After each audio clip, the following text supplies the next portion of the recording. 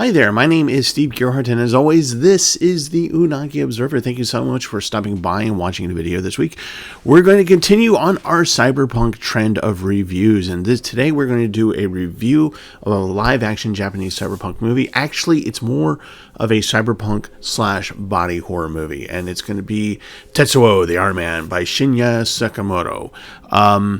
This one is not for the kiddos. Okay, so we're going to talk about a unique cyberpunk movie here, Tetsuo the Iron Man, directed by Shinya Sakamoto.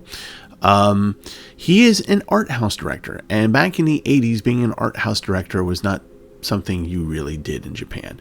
Very few people are going to see your movies. You don't get a whole lot of distribution, almost no home licensing, meaning that they don't put it on videotape or CD or DVDs. So, you know, he chose a rough path. Let's just put it that way.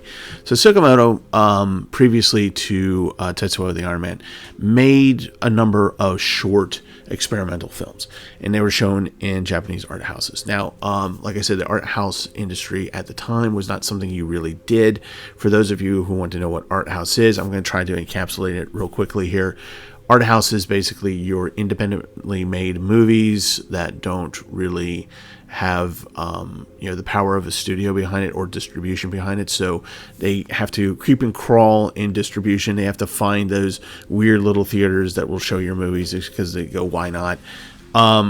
So in Japan it was even harder to do that, but he was making some short movies, like 15-20 minute long movies for art houses on 8mm films. So not only was he in a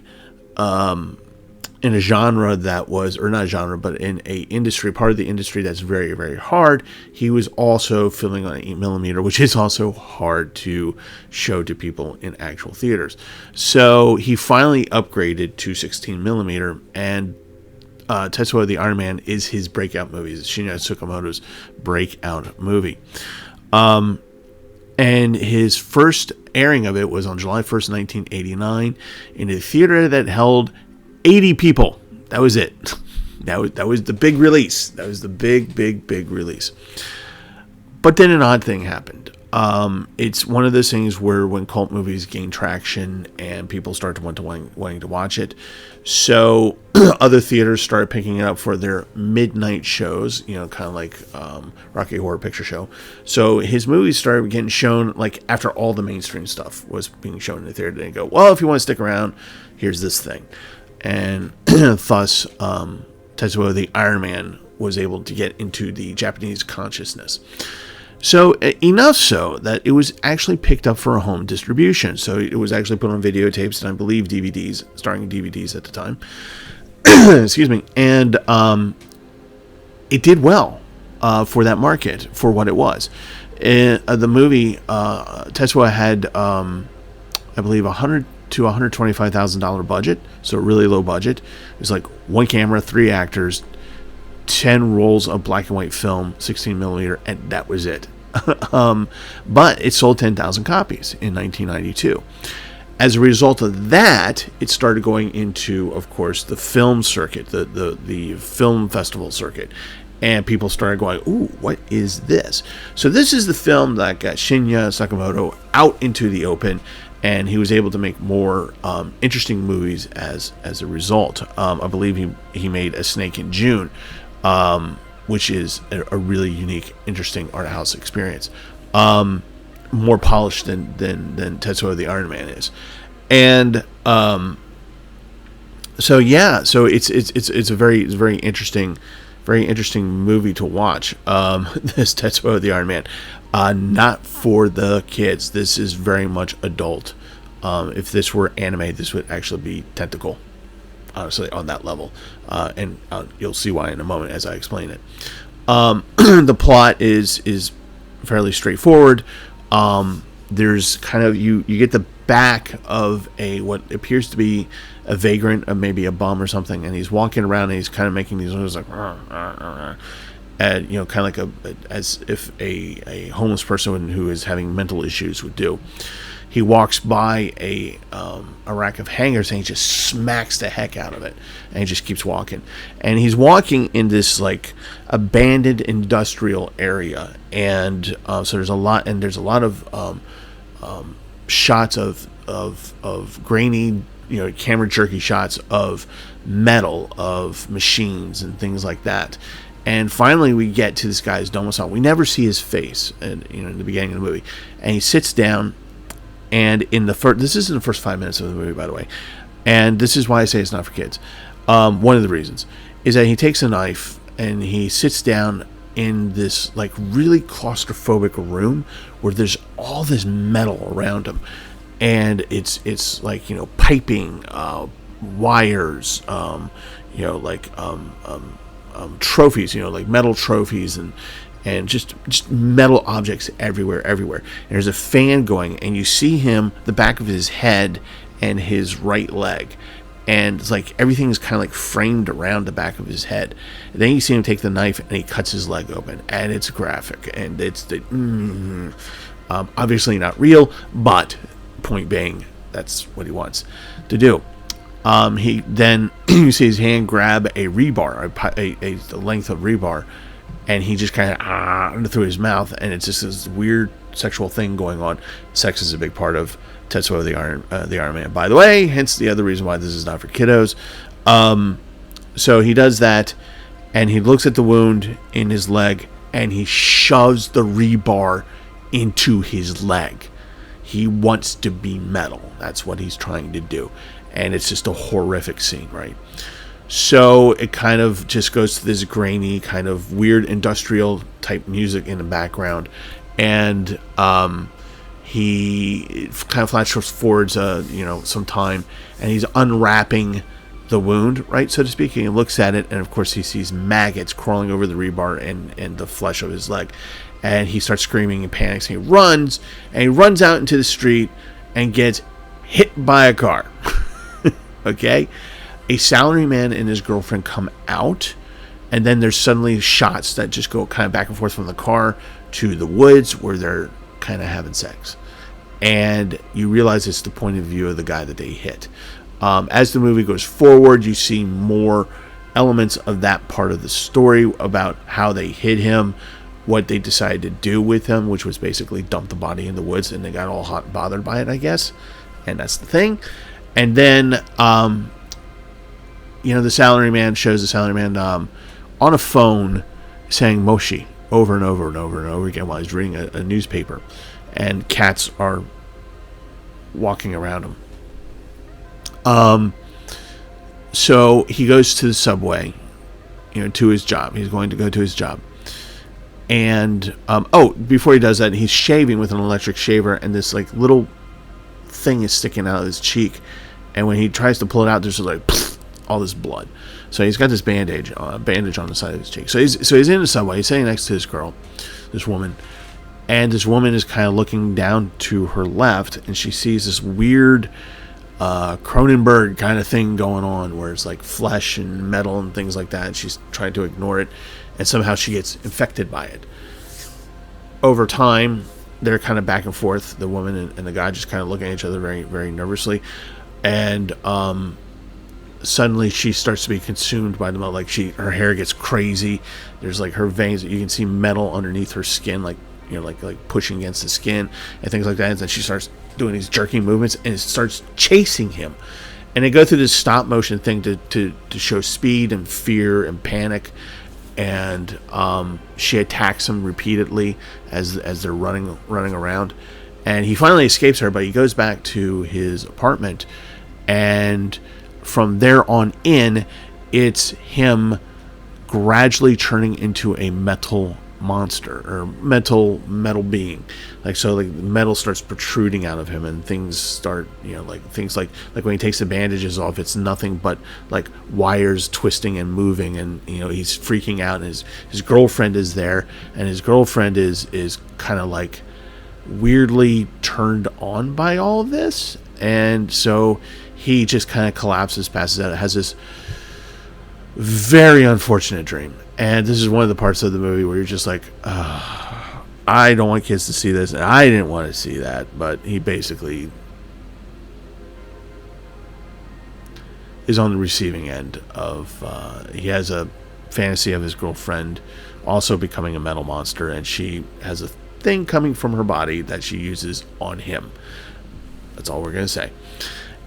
And so he wakes up and he turns into more metal. So then he starts getting phone calls, and this guy on the other end is just like, I know who you are, I know who you are, I know who you are.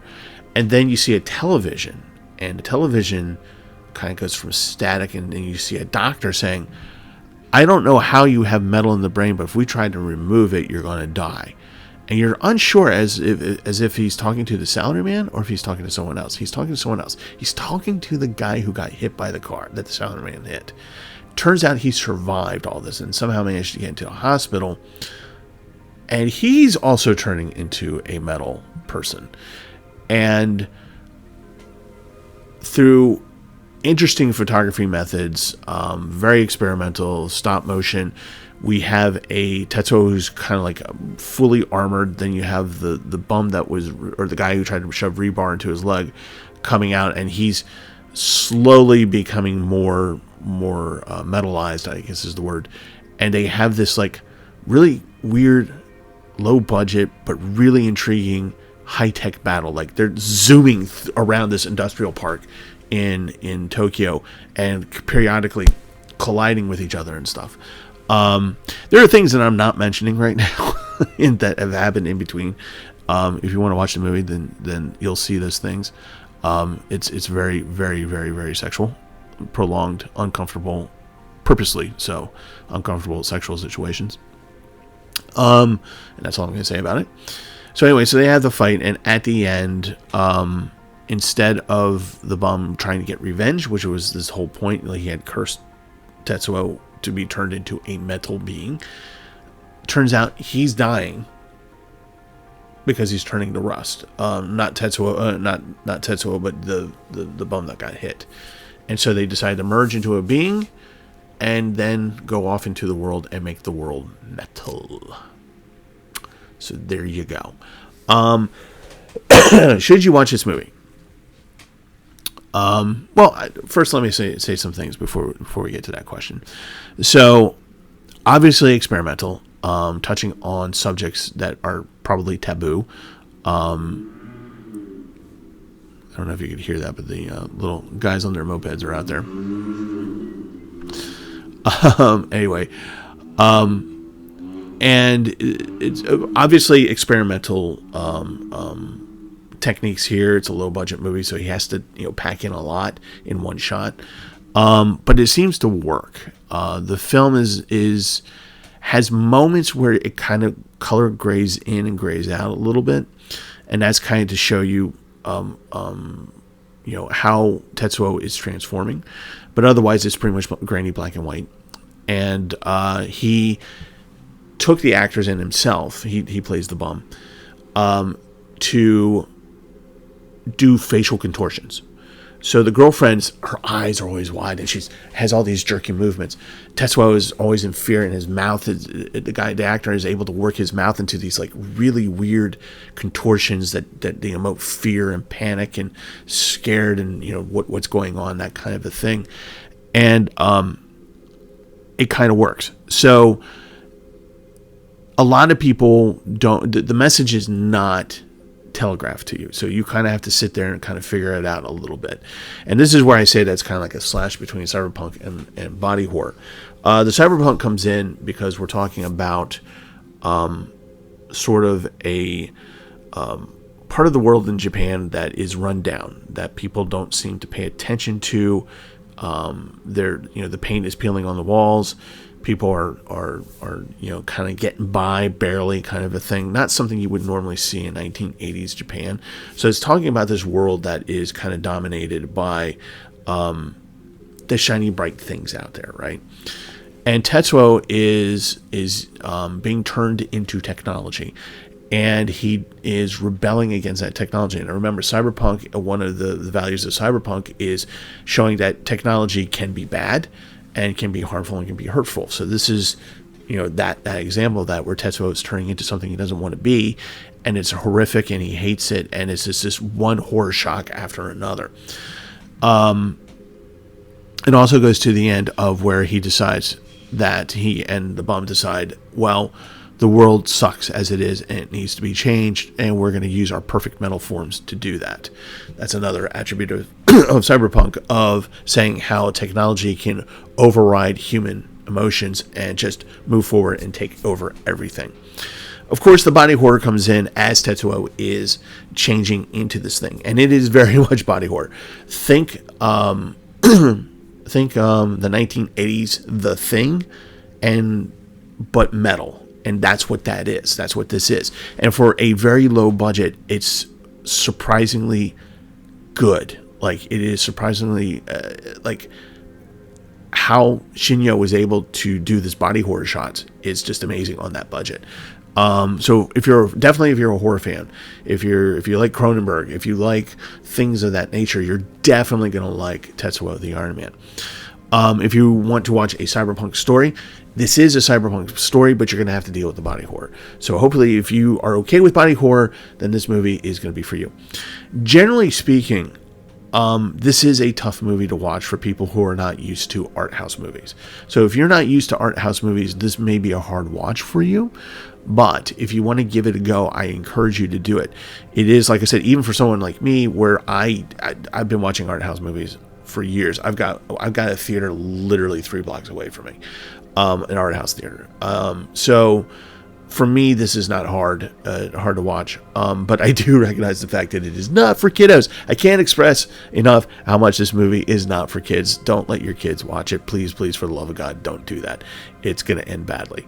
So yeah, I would tell you to take a chance on this.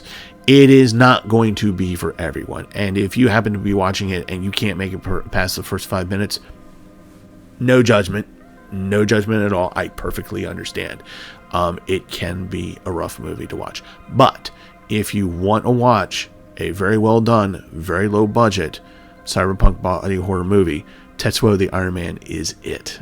So I hope you give it a try, and hopefully you'll make it through it. And if you do, let me know what you think down below.